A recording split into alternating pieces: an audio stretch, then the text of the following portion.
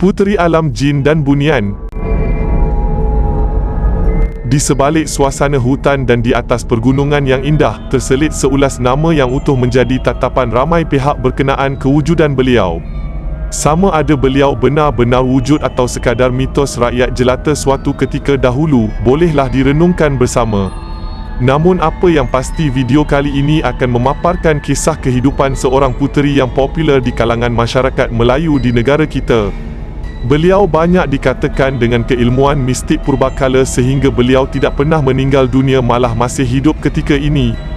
Kepercayaan sedemikian akan dirungkaikan dengan kisah-kisah yang terjadi.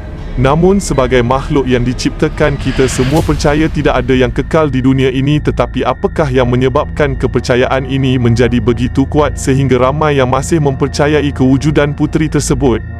Puteri yang dimaksudkan kali ini adalah berkenaan dengan puteri legenda tanah Melayu, iaitu Puteri Gunung Ledang.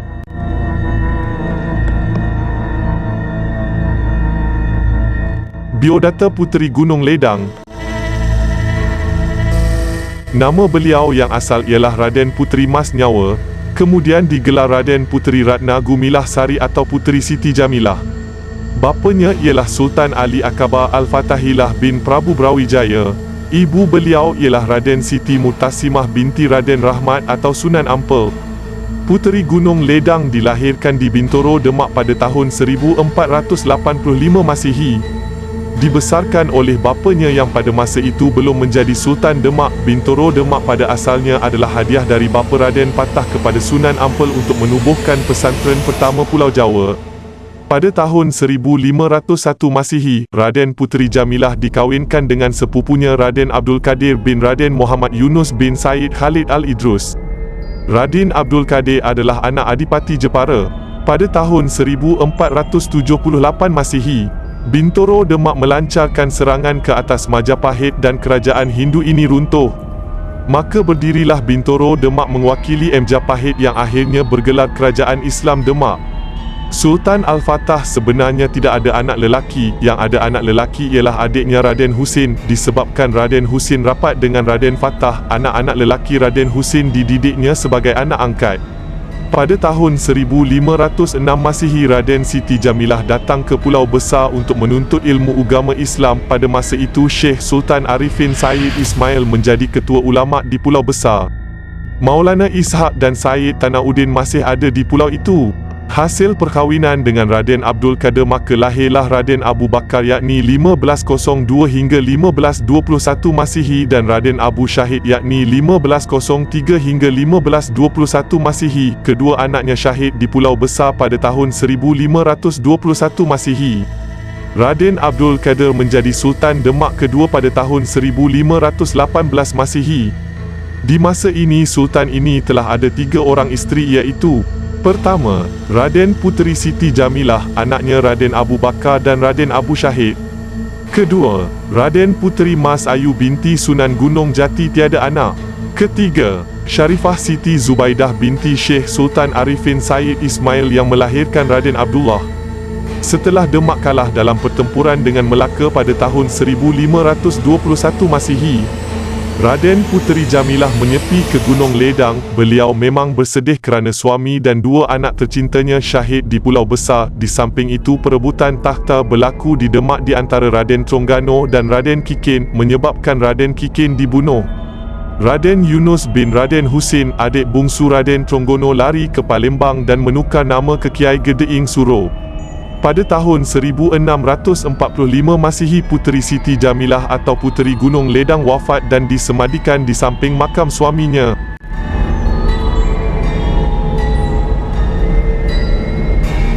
Puteri Gunung Ledang jin atau bunian. Meneliti legenda Puteri Gunung Ledang sememangnya menimbulkan 1000 persoalan lantaran terdapat versi cerita Sultan Mahmud Shah membina jambatan emas dari Melaka ke gunung di Johor sebagai syarat peminangan puteri itu. Akan tetapi, sehingga kini, jambatan kira-kira 40 km itu masih gagal ditemui sekaligus menyebabkan ramai pihak sangsi akan kesahihan kisah masyhur berkenaan.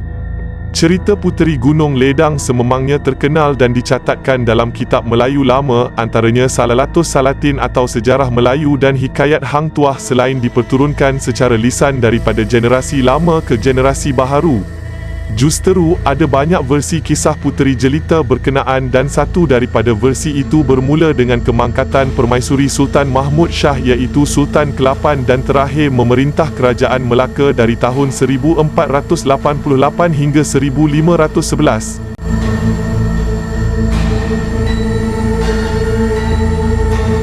Orang Bunian. Akibat kematian permaisurinya, Sultan Mahmud menitahkan Hang Tuah yang sudah tua selain Sang Setia dan Tun Mamat melamar Puteri Gunung Ledang yang amat jelita. Ada versi mengatakan puteri itu bukanlah manusia, sebaliknya orang Bunian. Maka, rombongan peminangan dihantar dan selepas beberapa hari meredah hutan, akhirnya Tun Mamat bersama pengiring tiba di Gunung Ledang. Hang Tuah yang uzur gagal meneruskan pendakian manakala Sang Setia menemani Hang Tuah. Selepas lama mendaki menelusuri hutan tebal, Tun Mamat tiba di taman nan indah di atas gunung. Mereka kemudian menemui Ketua Dayang kepada Puteri Gunung Ledang dan menyampaikan hajat peminangan Sultan Melaka.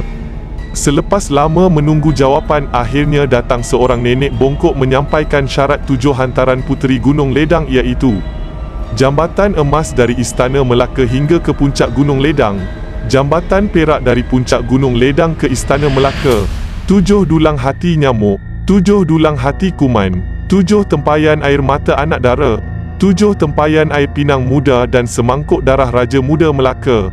Tun Mamat terkejut mendengar syarat yang mustahil dipenuhi itu. Beliau kemudian turun menemui Hang Tuah dan menceritakan hal berkenaan.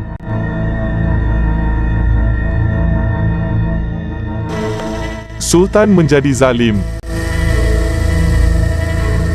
Secara tersirat, Hang Tuah sedar peminangan Sultan ditolak secara kiasan oleh Puteri Gunung Ledang. Lalu akibat kecewa kerana gagal menyempurnakan titah, Hang Tuah enggan kembali ke istana dan menghilangkan diri dalam sungai. Tun Mamat pulang menyampaikan syarat peminangan kepada Sultan Melaka. Tanpa memahami maksud tersirat di sebalik syarat hantaran, Sultan Mahmud mengerahkan seluruh rakyat menyediakan tuntutan supaya baginda dapat memperisterikan Puteri Gunung Ledang.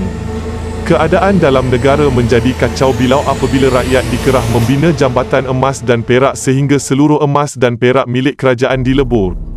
Tidak cukup dengan harta kerajaan, emas dan perak penduduk turut dirampas. Lebih zalim, kalangan gadis dikerah berkurung dalam istana dan dipaksa menangis manakala rakyat lain dikerah mendapatkan pinang muda untuk diperah airnya walhal pinang muda tidak berair. Selepas bertahun-tahun, akhirnya semua hantaran berjaya disediakan kecuali satu, iaitu semangkuk darah Raja Muda Melaka, iaitu Raja Ahmad. Sultan Mahmud diceritakan tidak sampai hati untuk membunuh anaknya yang masih kecil, tetapi hasutan nafsu menyebabkan baginda tidak mempedulikan apa-apa lagi. Lantas dada kecil Raja Ahmad cuba ditikam. Bagaimanapun, ketika keris hampir menembusi dada kanak-kanak itu, tiba-tiba Puteri Gunung Ledang menjelma di hadapan Sultan.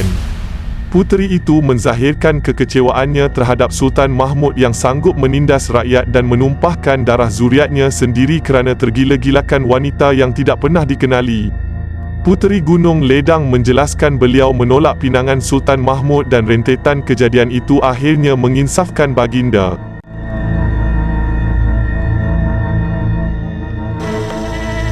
Pelbagai versi cerita. Sehingga kini, ramai pihak tertanya-tanya di manakah letaknya jambatan emas dan perak yang kononnya sudah dibina. Melewati masa, tiada kesan tinggalan jambatan ditemui melainkan dalam kisah legenda semata-mata. Menerusi laman sesawang informasi Wikipedia, tertera maklumat pihak tertentu percaya jambatan emas dan perak itu wujud tetapi tertimbus bawah tanah. Pandangan lain itu turut memaparkan versi lain kisah berkenaan, antaranya Puteri Gunung Ledang tidak pernah mengemukakan 7 syarat hantaran tetapi syarat itu direka Tun Mamat dan Hang Tuah dengan harapan Sultan Mahmud faham peminangannya ditolak. Ada juga versi mengatakan Sultan Mahmud gagal menunaikan semua syarat pelik itu sekaligus menjelaskan jambatan itu tidak pernah dibina. Selain itu, satu lagi misteri dalam legenda Puteri Gunung Ledang ialah identiti sebenar wanita berkenaan.